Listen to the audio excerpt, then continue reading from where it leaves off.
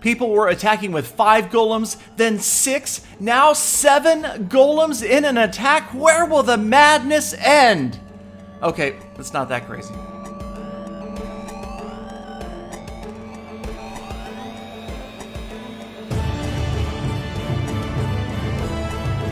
Greetings, Clashers one and all. I am your host, Galadon. You are watching Clash of Clans Attacks, and yes, today it's 7 golem go wipes. So many golems, we don't have room for the P.E.K.K.A.s in go wipes, so it's just golems and wizards. And with all of these open-based designs with these big, large enclosures, we're seeing a gradual shift to more and more of the golems. They seem to do a great job at distracting those defenses, the wizards in behind, and you don't need the P.E.K.K.A.s as much, or even witches. And as you can see here, Rob from Lost Phoenix moving in with nothing but golems and wizards, a couple of jump spells, a couple of rage spells, and a perfect setup for this type layout. Once again, notice him deploying the queen off to the right, away from the lava hound. That lets the wizards work on the lava hound, and she doesn't get distracted. She looks like she's headed right for the town hall enclosure, and that is a good sign. Taking those defenses down, also staying out from under that very dangerous balloon. And yes, her AI, a bit questionable these days as she avoids walls like the plague. But eventually she will decide to come on in and join the party in the center. And after the town hall she goes, the town hall falls, and right after that we're going to see the second star for 50%, and there it is. So those golems, again, just overwhelming the defenses, allowing those wizards to get a lot of work done. And of course, the powerful heroes, definitely a key in the golem heavy attack.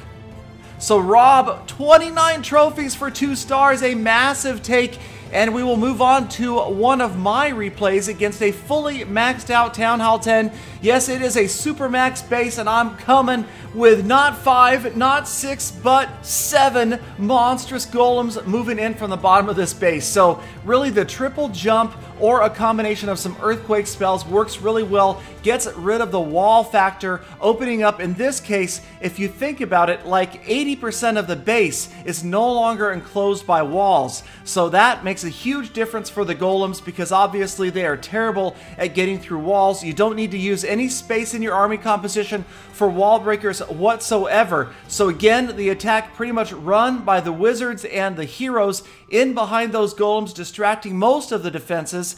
Yes, I do have a bad track record with giant bombs. Also, the single target infernos almost always annihilating my king, so I am considering to start to bring a free spell for that, or work on maybe a preemptive barbarian king's iron fist.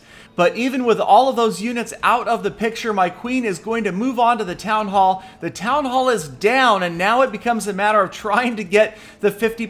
42% damage. The queen has used her ability, so she doesn't have much left. But you can see several structures around the outside have gone down thanks to a couple of cleanup wizards, and they're easily surpassing 50%. Again, the golems going off to the left and the right, because there's just so many of them, isn't really a bad thing in most instances here.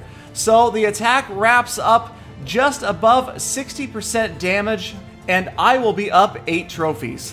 So moving on to Dunster 76 of Lost Phoenix, also facing another super max base with what looks like a different layout, but when you really think about it, it's pretty similar to what we keep seeing again and again. And so he's moving in with a very similar spell composition, but he has brought the critical freeze spell.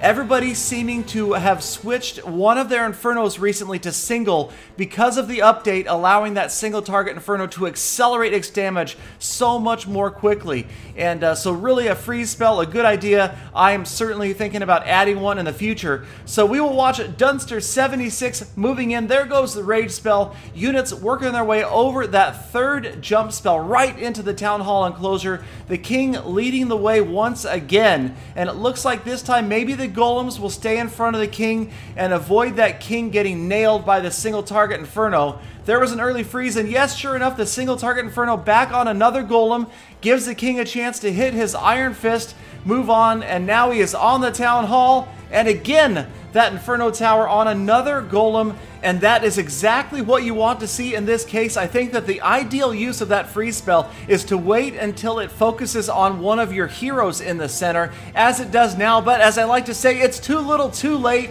The 2-star has already been achieved. Dunster, just seeing how far he can get, doesn't look like 3 is a possibility, but a solid 2-star attack.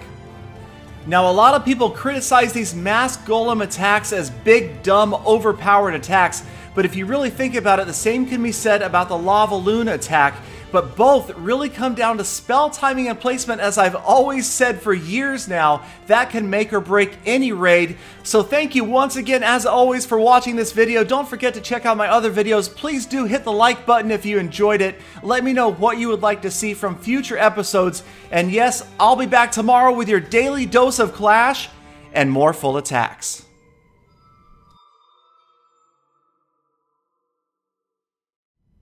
Galadon! It's so quiet. What happened? Galadon? Galadon?